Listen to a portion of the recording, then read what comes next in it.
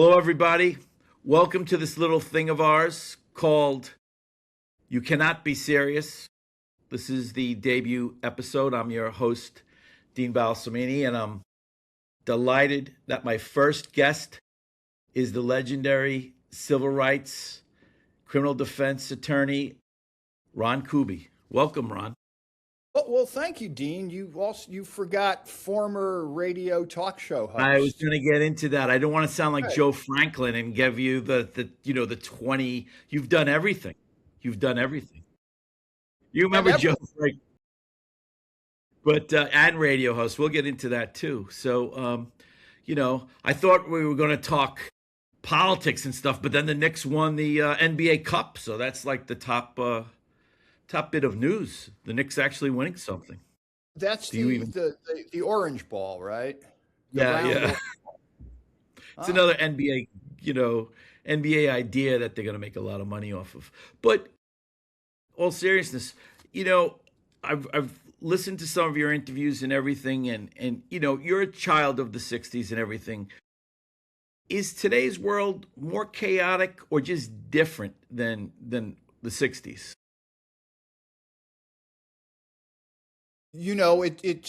chaotic is interesting framing. It's hard for me to assess that because things here today happen so much faster, and the response time to everything is so much faster thanks to social media and streaming and a whole raft of technologies that just didn't exist when I was growing up, or even, when I started to practice law for that matter. I mean, I remember when the big thing at Cornell Law School my first year in, I think, 1981 was you would take your telephone, which had, a receiver with two ends to it, and you would plug it into a set of suction cups to get a modem to get online. Hmm. So things move a lot faster now. I don't know. I mean, they were pretty chaotic then, and they certainly are chaotic now. Well, it also speeds up the reaction time when people don't have a chance to kind of settle or take things in, digest them, and then give a well thought out response, right, for Yeah, everything. we're not big on well thought out responses in America today. That's something we're not doing a lot of. I mean, I always find it amusing. This is an era when you have guys covering sports in their 40s, 50s, 60s, whatever, and they're breathless, spitting back, some 21-year-old ball player on his couch texting something that they don't really, they're not going to worry about if you bring up you said this now and you said that then. They're just riffing, and they report that as news. And the same thing with our politicians, obviously the man in the White House too. So Yeah, I mean, and I can't even assess, frankly, whether things are worse today than they were, in the 70s. Because it is like, worse for who? Certainly, things are a lot worse for immigrants and people who want to come to this country, people who are already here in this country.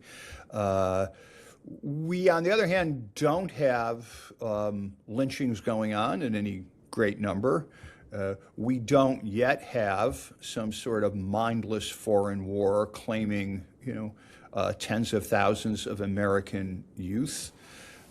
So, it's a dark day for civil liberties, certainly, in terms of what the Trump administration is doing in consolidating power in the executive branch and using the Department of Justice as a sort of personal revenge squad. But we've always had a fair bit of that as well. And certainly police practices, police procedures are so much better than where they were when I started practicing law in 1984. far fewer opportunities to convict innocent people, and a lot more transparency. I mean, we have police-worn body cameras now, so we know what actually happened, and it's not a question of do you believe the cop or the alleged criminal. So I don't know that things are worse now, but they are pretty bad now. And has the rule of law ever been tested the way it is today? Yeah, it has it multiple times in our country's history. It was tested. I mean, if we just want to talk about the World War II and after era, right, without going further back, we had mass internment of Japanese citizens, Japanese Americans, American citizens of Japanese ancestry. They were moved by the hundreds of thousands to concentration camps, much of their property confiscated, and they were forced to live under fairly horrific conditions until the end of World War II, and the Supreme Court had no problem with it. We had the McCarthy era, where any type of public dissent, whether it was as gentle as being a union organizer or a liberal, or as revolutionary as being a communist, was dealt with in exactly the same way. You are disloyal, you are a traitor, people getting fired from their jobs. We didn't have doxing back then, but we had the equivalent of spreading the news that such and such is a suspected communist or suspected sympathizer or a pinko, as was said, and they found themselves out of work in their professions as well as publicly. And I can continue this to talk about the persecution of the anti-war movement in the 60s and 70s, the attacks on the Black Panthers, the shooting at Kent State, for which nobody paid any price. And I can continue on and on and on, just sort of like listing atrocities that took place in the so-called good old days, well before Donald Trump was doing his evil stuff. Yes, speaking of Mr. DJT, you've rubbed shoulders, obviously, and battled with him over the years. You're a veteran New Yorker, and going back to the Central Park now exonerated five. I mean, you remember he took out the ads. He was calling for the death penalty. I mean, what is from your viewpoint, the evolution of this man and what changed, what didn't change over the years in his personality? Well, the evolution is easy. There has been no evolution. He has always been this vindictive and vicious and cruel person who uses the platform that he has to attack people who are more vulnerable than he is, who are weaker, who can't fight back, and to do so in this highly racialized or charged language that is inflammatory and wrong. As was the case with the Central Park Five, the exonerated five. Simply wrong. They didn't do it. Nor did Bill Clinton fly on the Epstein plane 28 times or visit the Epstein Island 28 times, like Donald Trump said 2 days ago. He's doing exactly the same thing that he always has. The one significant difference is he's president of the United States. Right. If you remember when he, obviously in the days of the 80s and 90s or whatever, he'd come on and the audience would cheer because they liked kind of the bombastic billionaire real estate mogul who bloviated, and that was cool because you didn't have to deal with it, or they thought it was funny, like I guess maybe like your drunk uncle. But in your dealings with him, what have you had personal dealings with him, and how did you engage? So the only personal dealing I had with him one-on-one outside of booing him at a Mets game, that doesn't really, does it? That counts. That's good. I was doing talk radio on WABC radio with the guy who almost became mayor of New York City, Curtis Sliwa. Right, I'm going to go there. If only he could have parlayed that 7% into 51. Yeah. And we were doing talk radio together at WABC. We had the morning show, which was a really good spot. And we had some policies about our own integrity as talk show hosts, because if you don't, you will end up doing everything for everyone for a buck. And one of the things we would never do is we would never have advertisers on the air as guests. You want to buy an ad? Great. You want to buy Right. 10 ads? That's great. And you know what? Unless it actually like blows up in a public place and kills lots of children, we won't even talk about it on the air. But we won't have you on as our guest, and that was our policy until Donald J. Trump decided he wanted to buy a huge block of advertising for a seminar on how to become a millionaire. That was the name of the seminar. He was going to be teaching it in New York City. It was a huge advertising buy, and we were ordered to have him on the air. Wow. And interview him. So Curtis, as he often did, I took the lead, and I was really happy about that because I don't know what to say to this man. And so he asked a couple of questions, and then I just couldn't let it go. I said, Mr. Trump, the course is How to Become a Millionaire, and it's $1,000 a person. So if you get $1,000 a person and 1,000 people to take a course called How to Become a Millionaire, you've just made yourself $1 million, right? You become a millionaire. Well, So, I'm sorry.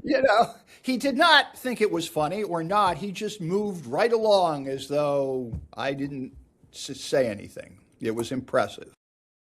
Probably from the folks who brought you Trump University, the esteemed, Another college. scam.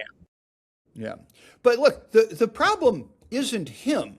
The problem is us as the American people. Why do people accept this? Why do people, I understand, okay, people voted for it once.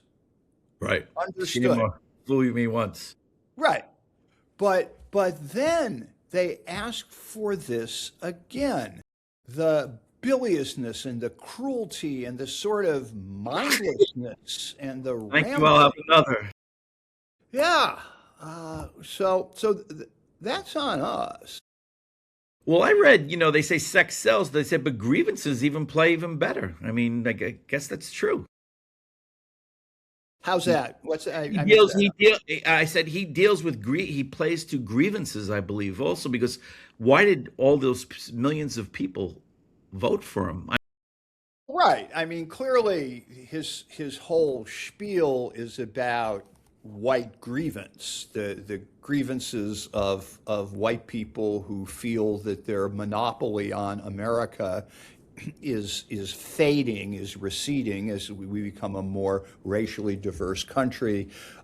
People who feel that they've been left behind by this economy, and people who are miserable enough and are always looking for somebody to blame. And in this case, it works out quite well. It's immigrants.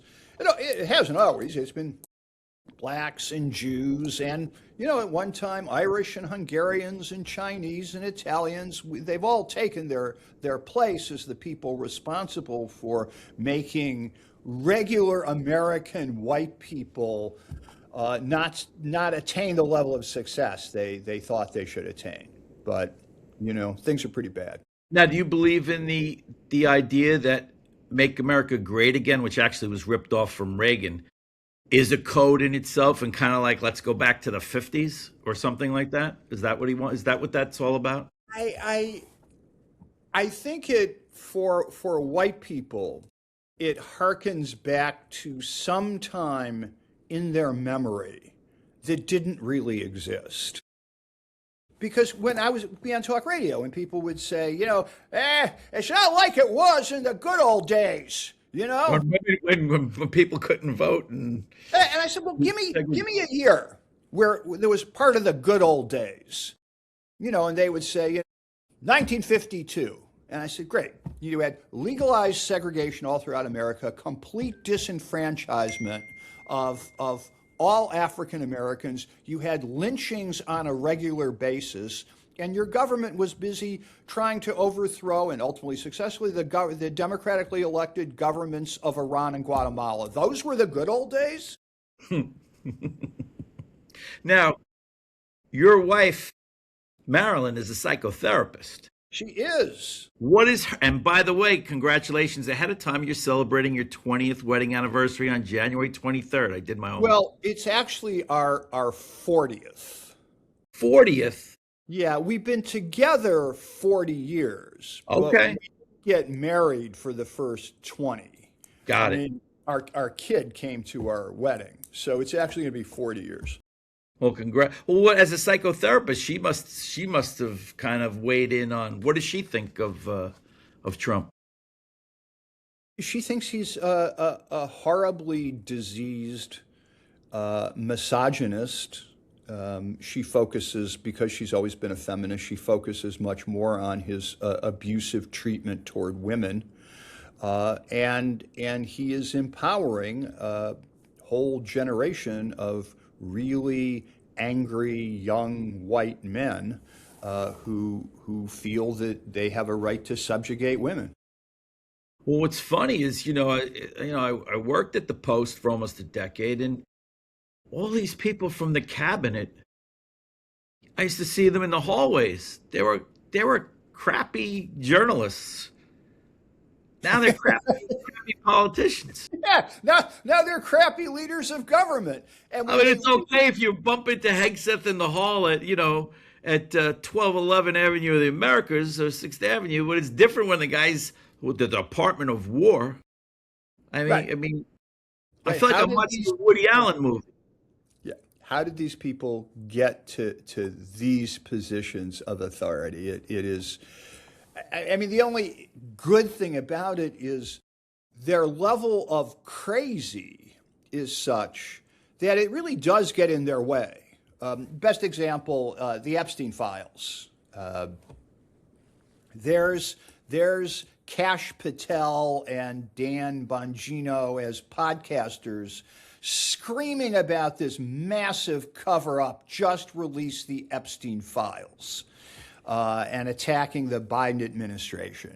And so then, lo and behold, now Kash is director of the FBI. Bongino is leaving in another week, but he's the spokesperson. Pam Bondi, another MAGA conspiracy theorist, says, yes, I have the client list. It's sitting right on my desk. So MAGA forces say, release it. And then she says, it wasn't sitting on my desk. And it doesn't exist. And I mean, this is what happens, though, when you're a conspiracy theorist on the outside and you're not responsible for anything. But when you actually get to a position of authority and you have to be responsive, okay, where is the client list in the Epstein files? And you discover there isn't any. You get sort of trapped in your own multi-layers of conspiracies. So that's kind of, somewhat enjoyable, I guess. Did you enjoy when they'd have the round table with everyone from the cabinet and they went around the room kissing his ass? I love that. I love that too. It's like popcorn time. I think, the degree to which these people are willing to abase and humiliate themselves. Okay, so I have to jump in because so Ron Kuby, this is in an alternate universe. You are hired by the Trump administration. You agree to work for Trump. You're sitting in that room. Give me your best kissing Trump's ass speech that you can. I know you've had to defend all kinds of people before. If you had to kiss his ass in a meeting that we're going to see on CNN or C-SPAN tomorrow, how would you do it? Because the man is listening.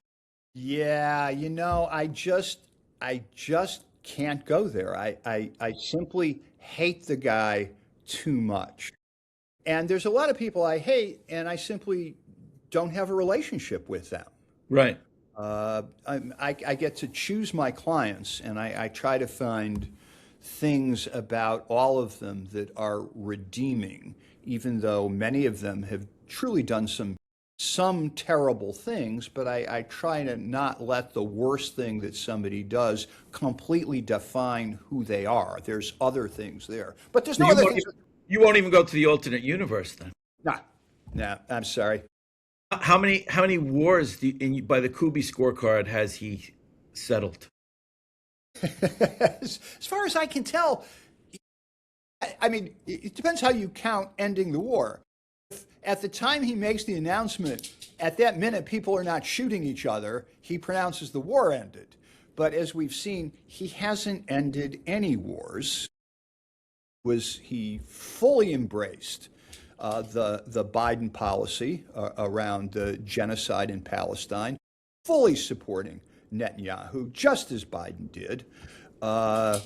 And that, I mean, is ended. I mean, has it really ended? You have millions of people living on the precipice of starvation and disease and death because the entire infrastructure where they live has been utterly destroyed. Over 70,000 dead, which Trump assisted, and I have no reason, and no lasting results, right? It's not as though after this, Trump was able to put into effect what had always been American foreign policy, a legitimate two-state solution, where is legitimate Israeli aspirations about maintaining their statehood and security exist along with an independent Palestinian state. None of that. You haven't ended the war. The Israelis ended the war by mass murder. How did you? How many dinner table wars has this guy started for families across America? I've never seen a president, spark so much, divisiveness. Even, So many of his followers have a cult-like quality about them. I mean, you can look at Trump and as a person and say, you know what, he's cut my taxes dramatically. Yeah, do I have to pay more for household goods? Sure I do. But, I'm worth $100 million. I'm making millions of dollars every year in the stock market. So I pay an extra, $1,000 a year for groceries. I don't care. Guy's good for me. I like him. I support him. I can understand that. But sorry. Cult-like quality that he is like Christ. He is the Messiah. He is their redemption and their revenge and their rod of iron, and he's just always been a kind. But how do people? This is what I don't understand, and they're very bright people. It's like to me, he reminds me of like a 3-card Monte dealer, or that guy standing outside the strip club in the pleather jacket handing out the flyers. Hey, come in here. Great show, dirty show. It's like, why would you believe, it's not like he's very, there's any nuance or finesse to what he does. Well, I think people believe him because they want to believe him. And even now, it's getting harder for people, because as people see prices rise and grocery prices rise and everything else rising because of his tariffs, but not their wages, it becomes harder and harder to be told by him that everything's great, it's never been better. Now, you're going to have to excuse me 1 minute. I have a small dog. Sure. That I will go feed right now because she's making little.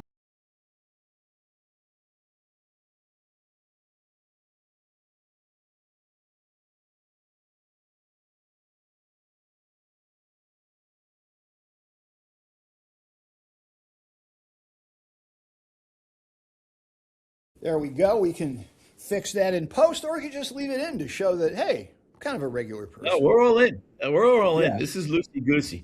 But the thing is, I don't get the Democrats dropped the ball too in the way they dealt with running their candidates, or not being able to get out a message, the right message, or you think he just would have won anyway?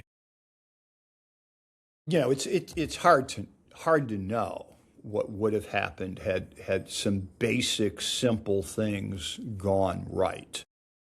Number one, Joe Biden agreeing to serve one term, which he did kind of say he did once until he kind of liked the idea of being there.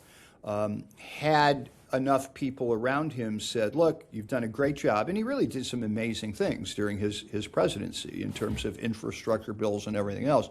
Say, you know what? No, don't run again. And then we could have a whole Democratic bench. Who knows who the candidate would have been?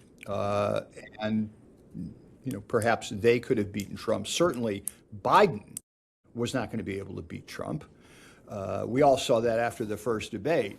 And I had lots of Democratic Party, hacks who I know who just, same line over and over again. It's like, one man, one bad night from a man with a cold. And I'm like, I'm sorry. That wasn't one bad night too. Look, I get colds too. I don't act like that. Who knows who the candidate would have been, and had Biden not been so eager to embrace Netanyahu and to sign off on the genocide, seriously eroding whatever moral authority America had, I think things would have been different. There's all kinds of things. Biden goes out and he's like pardoning his own kid and criticizing the Justice Department for bringing the case. It was a perfectly legitimate case for the Justice Department to have brought against Hunter Biden. And Hunter Biden was offered the same type of deal as one of my clients would be offered under those circumstances with a similar history, but he wasn't famous. Yeah, okay, get it. It's addiction-related behavior. So you know what? Not going to prosecute you for the gun. Take a misdemeanor plea and pay your back taxes, and we're done. And the arrogant son of a bitch says no. He's going to go to trial. So it was all a nightmare. Did Kamala really need to write a book after the whole thing? I'm just like, the Democrats frustrate in different ways. They seem to always trip over their own feet. Yeah, there needs to be a serious reckoning in the Democratic Party, and some of it's going on here in New York, where Andrew Cuomo, who was at one time absolutely unbeatable and the undisputed ruler of New York State, lost to a 30-something Ugandan Muslim kid named Zoran. So we are seeing which I'm really happy about, I have to tell you. We are seeing a generational challenge to this leadership that's taken us nowhere. Well, now that I don't care anymore, and like I remember a post you had on Facebook that it's great when you don't have any bosses, so you can speak your mind. But one thing, dealing with the Cuomo people, when we would have certain stories that certainly if they were negative against Andrew Cuomo, were brutal. They would gaslight you and they would try to constantly say, "No, there's no story." You'd call for a comment, "No story," or "Let's speak to your editor." And to the post, to be honest with you, the editors always stood by the story if it was buttoned down. And I'm not talking about other propaganda or stuff. I'm talking about straight, like on a lawsuit or anything like that. The Cuomo people would have layers of people trying to kill your story rather than comment on it. I don't know what your dealings with their administration or his people were. Well, I come at it really from the perspective of somebody who was working for criminal justice reform, reforming the parole boards, which was incredibly difficult, getting new legislation passed. And it really wasn't until the left took over the legislature that these things happened. And Cuomo had nothing but disdain for progressives. He knew that he needed our votes, so he would always do the least thing possible to get us to kiss his ass. And, I despised him for it. going to the mayoral race, what I thought was fascinating uh, with Mamdani was I love that video where he jumped in the suit into the water and take a plunge for Mamdani was brilliant and funny and clever, and that was in the beginning, and how where that came and how he won the mayoralty. I don't think even the media or the legacy media paid attention that the way the young people are energized by him, and everybody I know, my kids included, all voted for him. Kids included. Excited. That's Dave chasing my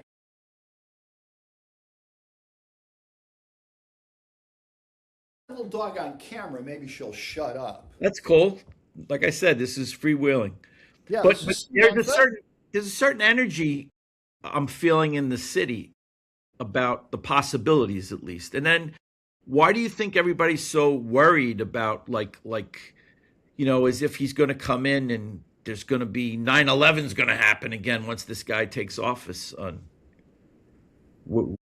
There's two things there. First of all, the energy level, and I deal with a lot of young people because I represent them in protests and demonstrations. I know a lot of people who will be in the Mamdani administration at a variety of different levels. And I will say these, and I will call them kids because at my age, they're all kids. These kids are so much smarter than I was at their age. And I fancied myself as a pretty smart guy. They understand that for them to achieve anything, they need political power. And political power in America means getting people elected to office who you trust and who will carry out the agenda they promise to carry out. And they're remarkably good, tireless organizers. And they're very, very good at getting people out and having the energy. I remember on primary day in New York City, it was like one of the hottest days in the history of New York. It was like 105 outside. And everybody was, talking about, well, Cuomo's voters are kind of on the older side. They may not make it. And I went to they just want to stay in the cooling center and not go out. And I walked to the polling place, and there were two people out there handing out leaflets, and they were both Mamdani volunteers, as in working without pay, not the usual campaign volunteer being paid, 10 or 15 bucks an hour. And at that point, I thought that, this really might go someplace. And we're seeing a lot of that in New York and really around the country as young people are challenging the democratic power structure and the sort of fossil Democrats who have been there for so long. And I don't think everybody's worried about what's going to happen when Mamdani takes office. I think the right wing, as exemplified in the media by the New York Post, they're constantly being hysterical. Talk radio is being hysterical and such, but that's not the majority of New Yorkers. Those are the, people in Staten Island who are shut in and have to ask the attendant to change the radio station back to WABC. Well, Staten Island also has on the North Shore, especially, there are really a lot of cool people and cool artists and stuff like that. I find that it's a generational thing, though, too. People who just aren't. I mean, I haven't personally found a politician this charismatic since Obama. Yeah, I don't think the young people are looking for charisma, although Zoran Mamdani certainly has it. I think they're looking for people who are serious about achieving the agenda that they are being sent to achieve.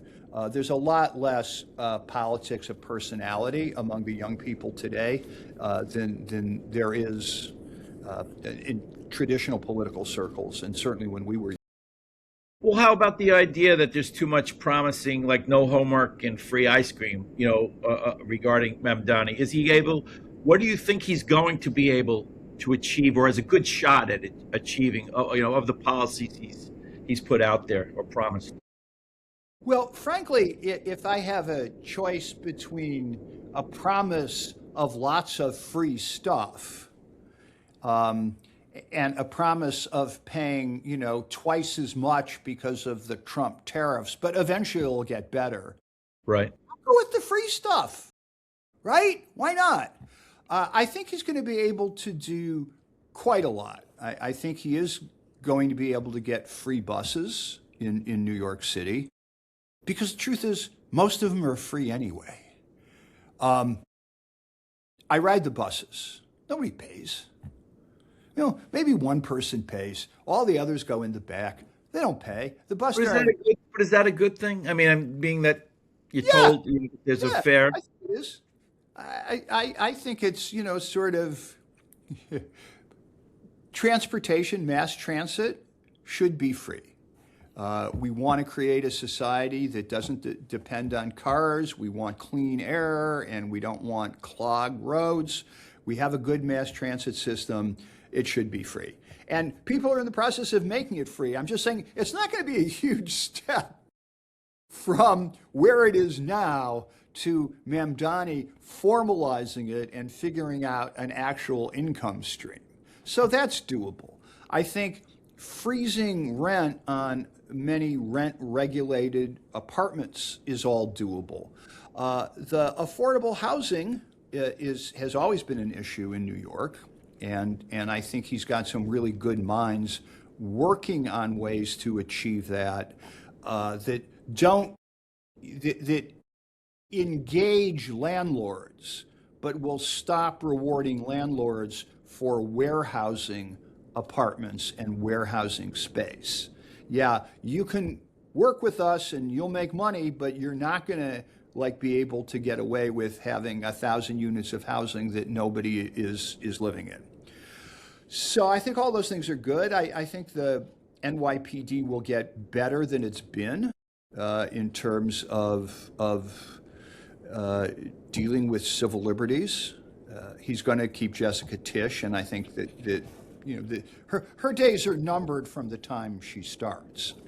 I think that idea is simply, he wants her because it provides an image of stability, and she did a good job of cleaning up Adams' corruption, but has not done a great job in terms of dealing with the internal systemic problems of the NYPD. So she'll quit in 6 months or 9 months and set up her own Tisch for Mayor campaign and run. When you say the systemic problems, specifically which are in your, that you feel are at the top of the list? The systemic problems of lying under oath in criminal proceedings, making stops and arrests without any legal basis, and still very much an institutionalized racism and utter disdain for the people they are policing. I think those have always, and the leadership under Adams has taken a very aggressive support for ICE and the deportations going on. And those folks, Kaz Daughtry, the Deputy Commissioner of Public Safety, and the Chief of Patrol, who posed with Trump on his golf course the day Trump sent the National Guard into California, they've resigned and will be replaced by people who will not be taking selfies with the president as he's sending, militarized units to round up construction workers. So I think that Mamdani will be able to do quite a bit. But you don't think he's going to pull a bait and switch? Like he said he wasn't going to defund the police. Now, personally, I don't think he should defund the police, but I also don't think he should expand the number of cops. I always find that amusing. I think 30,000, wherever it is now, is more than enough if you utilize it properly. It does seem like we have a lot of cops in New York City.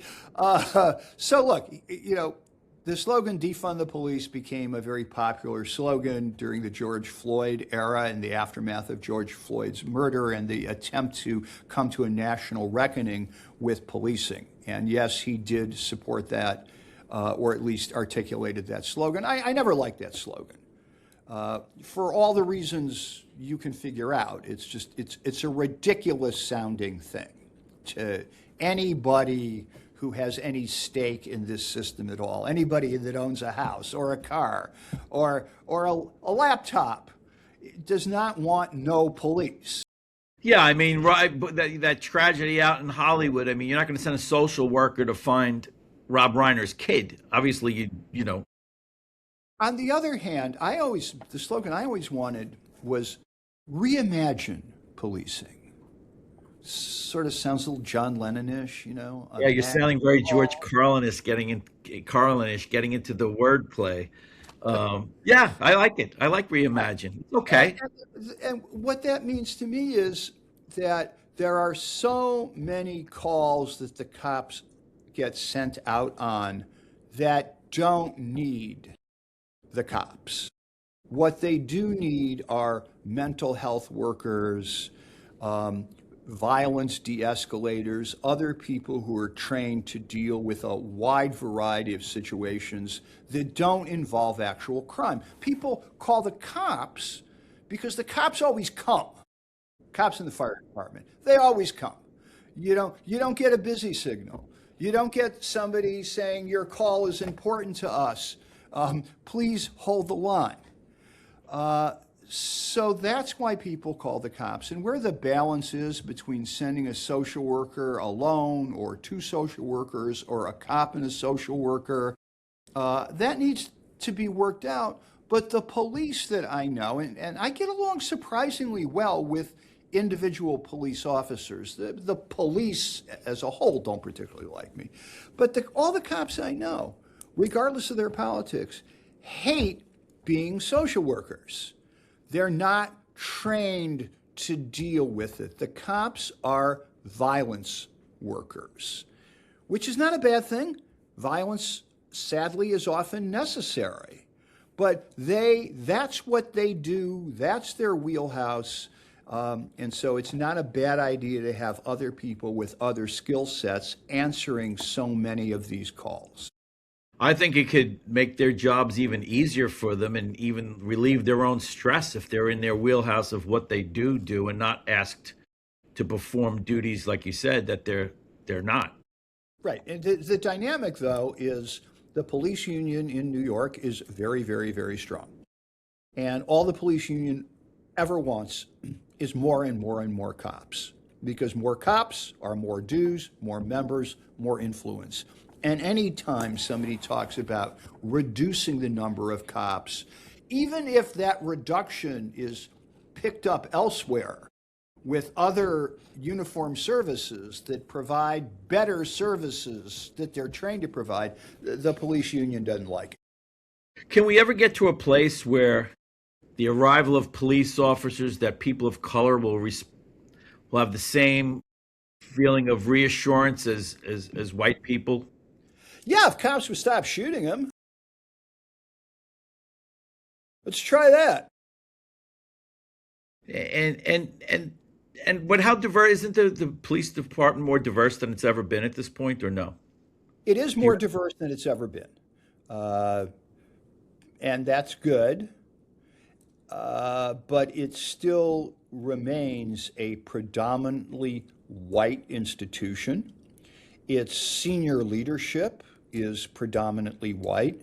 Its union officials are, they range from Irish to Sicilian in terms of whiteness, and that mentality from the 60s and 70s and 80s and 90s continues to pervade the department. What do you think are the biggest challenges Mamdani faces in his first year or first 100 days? Look, he's got big challenges and little challenges. His main challenges are to keep his huge base of support that has elected him to do things that he's not going to be able to do immediately. And to avoid any sort of misstep which he's managed to do so far, that is going to confirm to people who don't like him that, yes, he is, just scratch the surface. And instead of the Ivy League educated, well-spoken, young man whose father is a professor and mother is a filmmaker, deep down he's Abu Jihad Abu, ready to rain death and destruction upon the Jews of New York. And as long as he can avoid making one of those kinds of mistakes, he'll be good, but it's going to be a fine line. And he has to work to start to deliver on some of these things. Right. Do you expect legal attacks on his appointees? In what sense?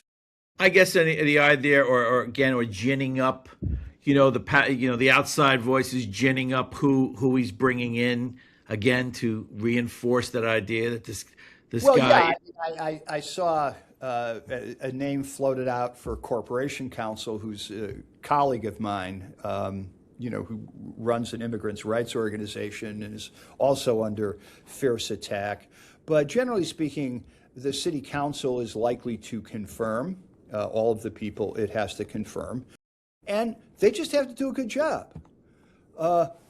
We still have giant bags of garbage all over the streets instead of garbage in bins like every other first world country.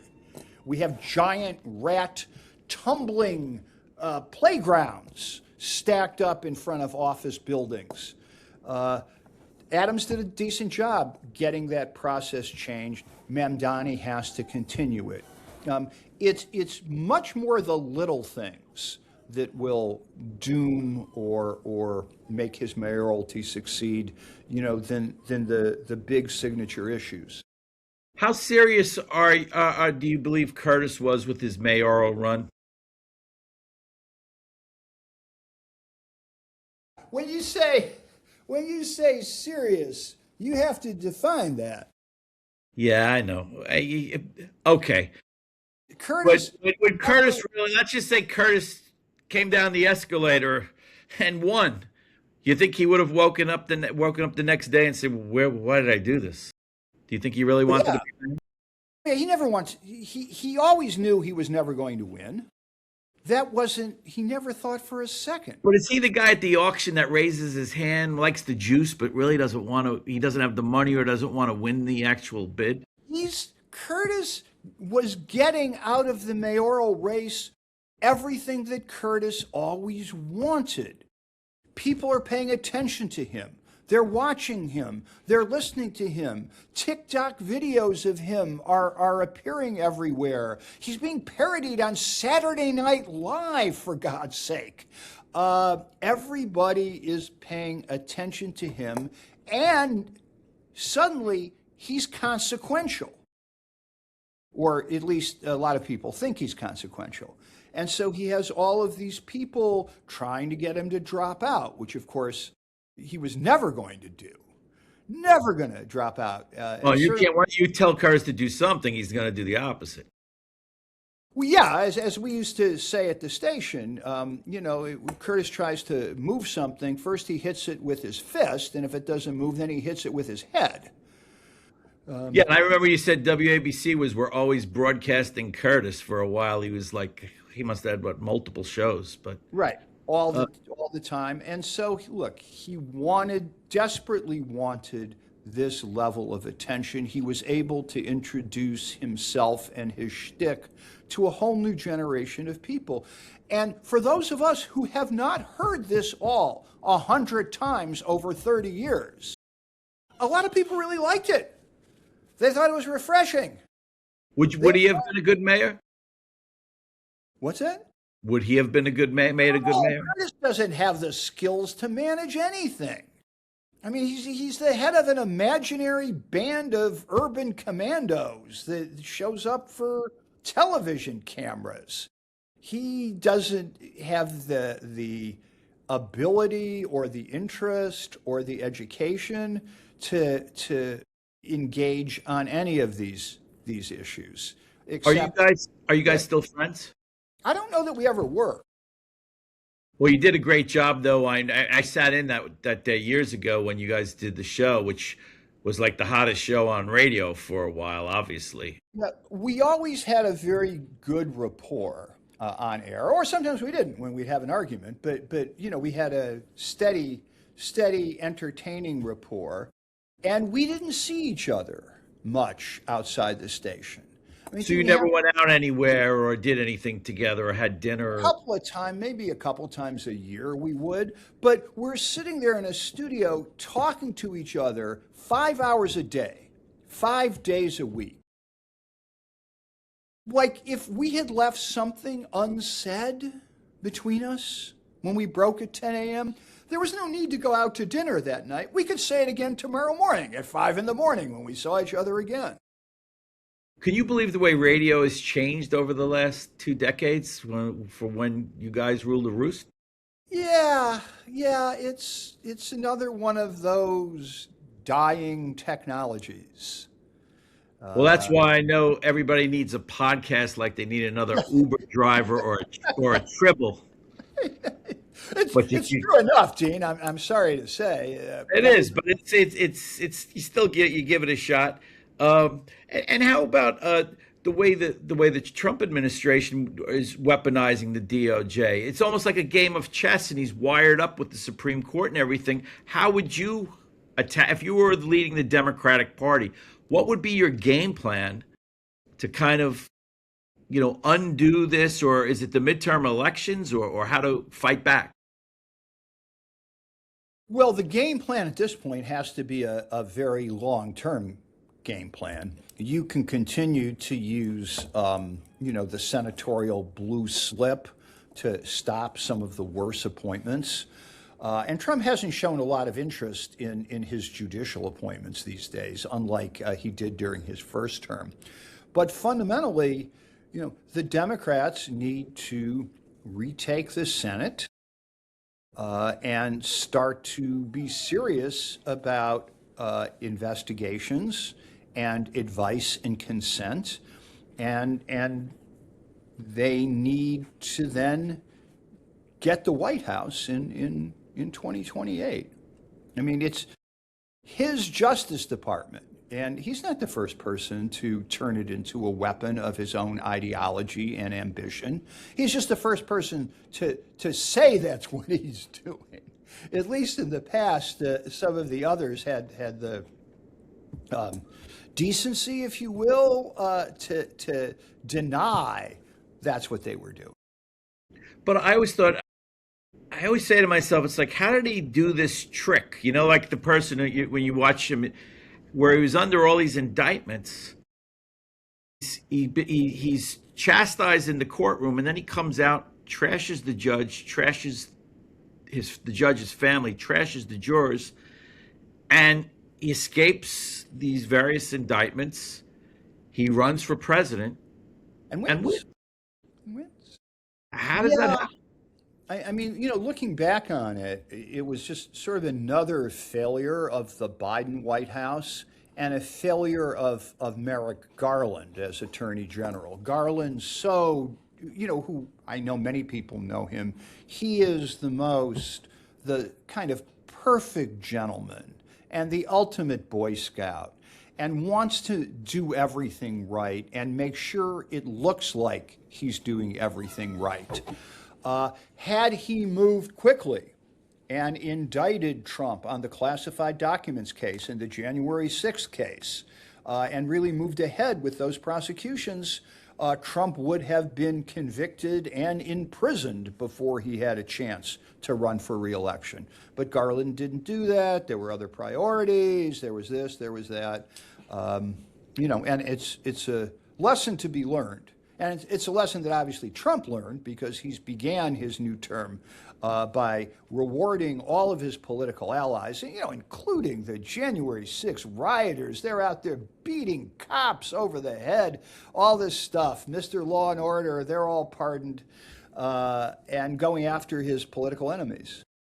Legally, is there any recourse either moving forward or currently regarding executive orders and pardons? I mean, it's really become like, you talk about making it kind of a joke. I mean, if and do you think he's going to leave office without a Hearst tool?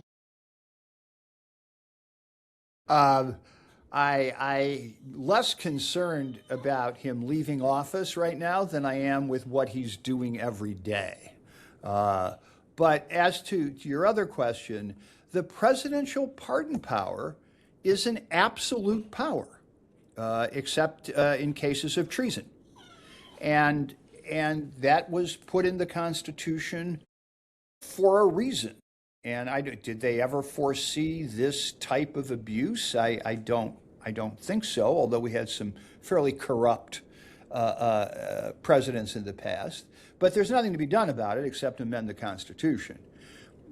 The executive orders are just his interpretation of how he wants to run the executive branch. And there are challenges that can be made to that, and challenges that are being made to that all around the country in federal courts. But increasingly, the Supreme Court has embraced the notion that, executive power resides in the president, and that anything that is an executive power ultimately is within the control of the president, and there are no such thing as independent executive agencies. They haven't gone quite that far, but they're getting there. In your mind, do you think he's a bright guy? I mean, like, I know people say he's an idiot, he's a moron, or whatever, but how does he achieve what he has achieved? I mean, even a con man gets caught at some point. Well, he has gotten caught, and he's always managed to escape. There's absolutely nothing that Trump has ever said or done that makes me think he's smart.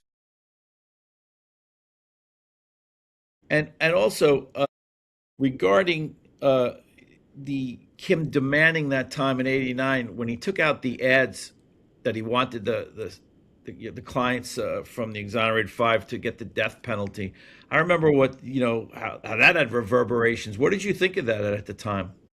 Well, I was representing one of them. You're right. You were representing Youssef, right? Yusuf Salam. Now he's, council City member council. Yusuf Salam. And it was horrific that a man such as Donald Trump, with all of his money and whatever, would take out a full-page ad in the New York Times to demand the death penalty for these kids, which can't be done anyway. You can't make the death penalty retroactive, right? So it's just get them, kill them kind of thing. It made no sense. But he was not the worst of the worst. There were plenty of people in positions of actual responsibility who were every bit as bad and every bit as racist at the time. So yeah, he was awful, but he had a lot of company. And, finally now I think people try to forget just how hyped up white people were about so-called black crime, and using the Central Park case as an example of why we need to do blank to them. Do you ever ponder all the bold-faced names on, it was like a National Lampoon movie, where they have at the end how they turned out? When you think of somebody, even Rudy Giuliani, America's mayor, Donald Trump, real estate man, all these characters that were kind of contemporaries of yours, and where they ended up and how they, how that it's always interesting. It's interesting to watch. I mean, some people clearly got what was coming to them. Many people didn't, and some people suffered things they didn't deserve. It was nice to see Rudy Giuliani, who had always been a vicious, bullying, angry, bilious racist from the time he was in the Justice Department all through his mayoralty and his various ambitions after that. It was nice to see him finally becoming the person we always knew he was. Crazy, raving, mascara dripping, being filmed in Borat 2, lying down on bed with his hands in his pants in front of some 22-year-old. Yeah, Rudy. Yeah. Yeah, you cover. Yeah, I was going to go with the hair dye, but you covered that. I was going to be Yeah, my yeah. follow-up. That was a horrible. That was as horrible optic as anything. And him with all the wearing his dopey Yankee rings, and for a team that he didn't play for. Um, is it true that New York? I read that New York clip where you said you had your life. They said life-changing moment, altering moment when you were at Game 2 of the '96 World Series. Was that Well, it was exaggerated? life changing in the sense that the war in Vietnam weighed very heavily on me. I had so many, people that I knew who either died there or came back not the same. And it was such a pointless war built on such horrific lies that we lost, that I never stood for the national anthem. And finally, there I am, game two, Yankee Stadium, That game. 1996. We're playing Atlanta. Atlanta Braves and Yeah, Maddox shut them yeah. out. And I'm up in the, seats that are so high up that you're touching the clouds. But as you know, there's no such thing as a bad seat in Yankee Stadium. And I'm sitting there watching the game with 65,000 people, as the stadium then held, something like that. And I'm thinking, you know what? Country's not so bad. Can stand up again. And I Do you did. like and speaking, are you still a Yankee fan or no? Yeah. Yeah, as painful as it is, I'm still That's what I with was it. going to ask. What can Hal make believe that he likes baseball a little bit, or at least that he cares? I find I find that I'm not going to say if George was there, but the point was, as crazy as George could be, the guy wanted to win, and I don't get I feel like Hal's treats the Yankees like a pass fail course, with the World Series really being the money he makes from the city and everything else. Yeah, it's too bad. It is always the trouble with legacy admittees. And how about the fact that you do you like the fact that you're mentioned in The Big Lebowski, one of my favorite movies? That, of course, is the greatest shout out in the history of shout outs. I'm sure that no matter what I accomplish or become or however infamous I may get, that will be in my obit. Did you know about that, or when No, or no, no. The Coen brothers were living on the Lower East Side when Kunstler and I were doing a lot of work on the Lower East Side with squatters and housing and things like that. And they just put it in the film, and it was Lynn Samuels of WBAI yes, fame and and then WABC fame, and all around great New Yorker with her weird voice, came up to me one day at ABC and said, you're in this movie, the Lebowski something. You get mentioned. I was like, well, okay, well, that's cool. It's kind of nice. And I had absolutely no idea it would become the cult film that it became and help me earn tremendous cred with successive generations of teenage boys. interesting. What was your take? Did you know Rob Reiner at all? What was your take on that situation, as far as you know uh, mental illness, and again with you saying about trained people or anything like that? Would that be a situation where you would have had mental health people also, in that particular case? Well, there were plenty of mental health people involved in their son's caring. I've dealt with many mentally ill people in my law practice, and just like the right wing has this notion that cops and the military will fix everything, just send enough soldiers, enough police, and everything will be fine. The left has kind of a similar delusion about doctors. This is not a blanket, it's a medical issue. Let's have doctors and health professionals. And while a lot of that is true, there are some things that just don't get fixed. And there's a lot of people who just can't be fixed through medicine or doctors or talk therapy or medications. They're just not going to get better. And there has to be some place where such folks can be incapacitated so they can't harm other people, yet treated, in a merciful and humane and supportive way. Unfortunately, Nick Reiner had a lot of money, had a lot of resources, and his parents really struggled with that. You don't want to abandon your child when your child needs you the most, but nothing you are doing seems to be helping. And it's very, very hard to accept the notion that this can't be made better. What was your take when you saw what Trump's response to the kid's death was?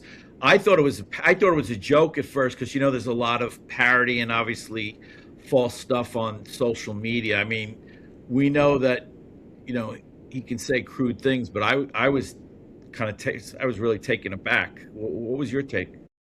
I thought he is showing us exactly who he is. That is exactly who the man is. Not a shred of empathy or ability to relate or anything. Not a shred of understanding that Rob Reiner's politics, that's not how most people knew him. They knew him through television and through his films. They knew him through, being Meathead in All in the Family. They knew him through When Harry Met Sally, et cetera, et cetera. But Donald Trump can only see this man as somebody who doesn't support him, who opposes his agenda. And therefore, he's happy he's dead. And he made sure to inject himself in. Isn't that signs of a malignant narcissist? Yep. And, that's who the guy is. And his supporters get a chance to see it once again. I'm sure they all have some excuse for it. Have you ever heard from Colin Ferguson from prison? I know you represented him for a brief time. I just thought I had a flashback as to what, where he. I know where he is, but whatever happened. So whatever happened to Colin Ferguson? I think we just hit the 30th anniversary of the Long Island Railroad shooting, if I'm not mistaken, or something like that. He's still in prison and will be there forever. I get an occasional letter from him. I'm not in a position to reveal the contents, obviously. It's privileged, but it doesn't shed any light on anything. I think that's fair to say. And the only thing that's surprising to me is that he has not been killed in prison. You ever get any Christmas cards from or holiday cards from Junior Gotti? John Gotti the Younger. Remember, they have different middle names. Yes, John A. Yeah, and so they're not senior and junior. I see him occasionally. Sometime occasional social function or some sort of film. He and I have always been on fine terms. Yeah, me too. He was always very nice to me, I have to say. And I know, like, you were in a tough situation, I guess, with with testifying that time in the case with Curtis. So. Yeah, well, it was a tough situation, but I was subpoenaed. And I had a small bit of information, none of which was a secret, all of which I disclosed. I spoke to the federal prosecutor before I testified. I'm not like one of those witnesses like, I'm not going to talk to you. I explained to him exactly what happened, my recollection of it, what I was going to say. It's exactly what I said. And that was that. Sorry, Curtis.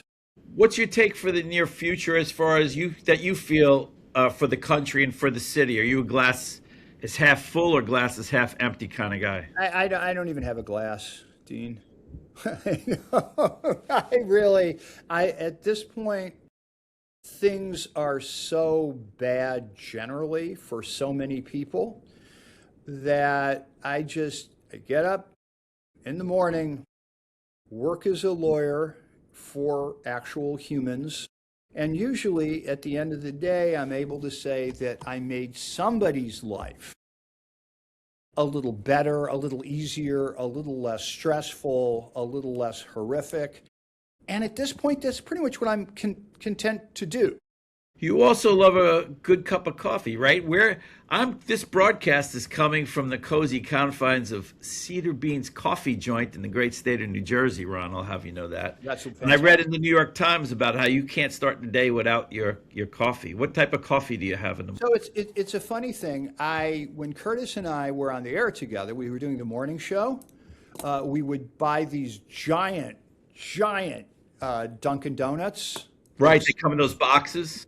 No, this was one step down from the box. They were like 32-ounce cups or something, whatever they were.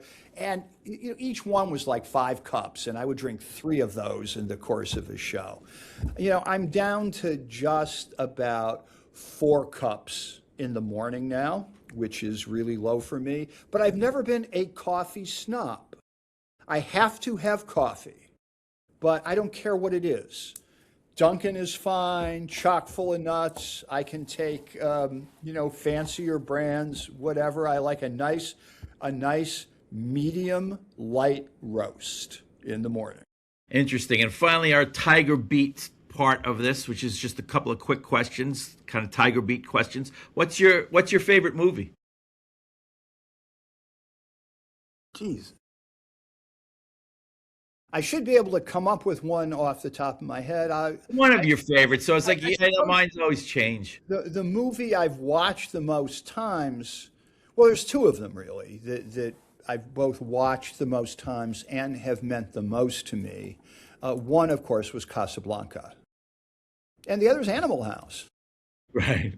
Agree. I know it's a bit of a range there in terms of cinema, but hey. And how about what music you're listening to? I ran into you that time at the John Fogerty concert. I think it was at the Beacon or Radio City, I think it was. Yeah. What are you listening to now, or what do you like? What's your go-tos? So my favorite genre of music is Irish folk music. And, interesting. Going all the way back to like Luke Kelly, and all the way up to today, the 2 Johnnies, and sort of everything in between. I like a lot of the more political Irish bands like Black 47. Larry's going to do the next podcast, actually. Larry Kerwin's working on a play called Rebel Girl that he's looking to bring to Broadway. Well, that's fantastic, and count me in. And I've listened to that music now for decades and decades and decades. And that is actually, it has very common roots with American roots music, Americana music, country music, Fogerty, and the others, which is the other kind of music that I like. Do you like Wilco at all? Say again? Do you like Wilco at all? Yeah, I like Wilco. I do, and I admire their spunk, and I admire their musicality, but the folk music that speaks to me the most is the stuff I listened to when I was young, right. Which is why so many people like music today, not because it's good music, but because they were in a good space, in a good place when they heard it for the first time. And also, what's your favorite spot in New York City where you and your wife like to go, like to just chill out, or that speaks to you, that's real New York? Our living room. I read that thing about the horizontal versus vertical choices you make on Sunday. Do you follow sports at all, or you don't care? Just the Yankees. I follow the Yankees very closely. I don't follow other sports at all. Which is ironic. Like, did you ever meet Steinbrenner? No, but he and I go way back because he's a Clevelander originally. That's right. That's right. So I remember him being a bad guy then. And finally, how would you like people to remember Ron Kuby? Cliche, but always interesting. I don't really want them remembering me because I don't want to be gone.